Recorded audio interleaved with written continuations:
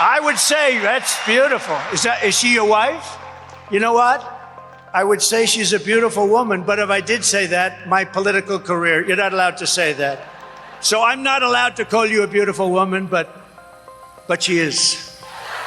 Donald Trump's political comeback is gaining steam as a new NBC News poll shows him tied with Vice President Kamala Harris just 3 weeks before Election Day. Both candidates are now tied at 48% support, a significant shift as Harris has seen her momentum wane, while Trump has surged by 4 percentage points from last month. So today I released my medical records, as has, I believe, every candidate for President of the United States except Donald Trump in this election cycle.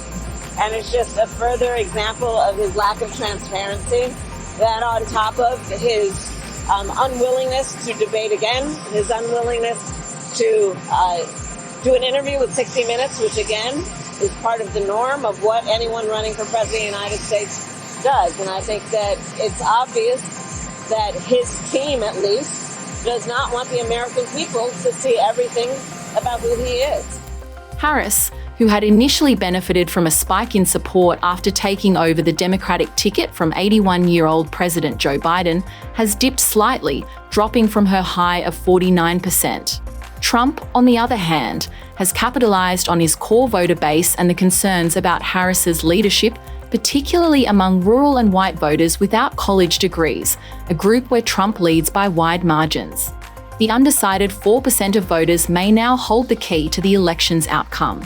And with your help, 23 days from now, can you believe it? We're going to win Arizona and we are going to defeat Kamala.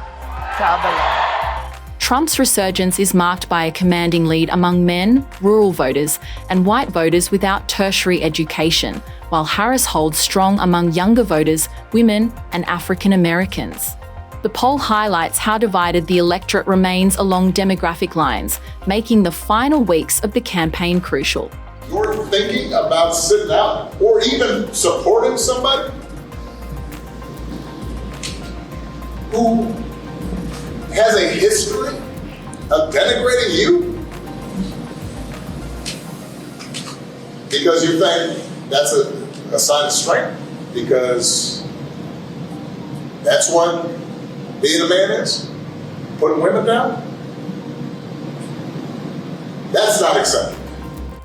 Former President Barack Obama has come out strongly in support of Harris, delivering scathing critiques of Trump's leadership and policies, while urging voters to consider character in their decision. However, the unpredictability of the small but significant group of undecided voters means that both campaigns must fight hard for every last vote in the run-up to November 5th. The people of America want a leader who's not trying to divide us and demean. I believe that the American people recognize that the true measure of the strength of a leader is not based on who you beat down, it's based on who you lift up.